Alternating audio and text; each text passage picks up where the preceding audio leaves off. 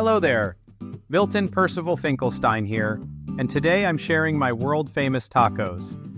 Now I know what you're thinking, an accountant making tacos? Trust me, when you apply a little precision to your cooking, the results really add up.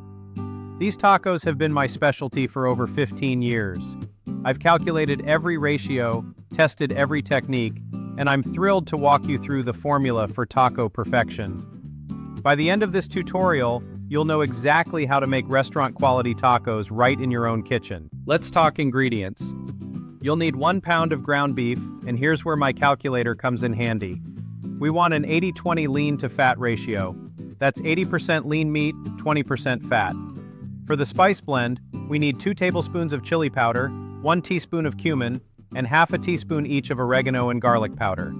Then grab your tortillas, either corn or small flour ones, plus all your favorite toppings, shredded cheese, lettuce, tomatoes, the works. Now here's where the magic happens. Heat a tablespoon of oil in your skillet over medium-high heat. Add that beef, and here's the critical step most people miss.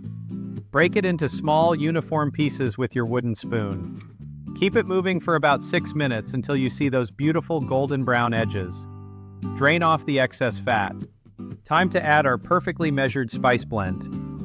Stir it in, then here comes my secret ingredient for moisture. Half a cup of tomato sauce and a 1/4 cup of water. This is what separates dry, crumbly taco meat from the good stuff.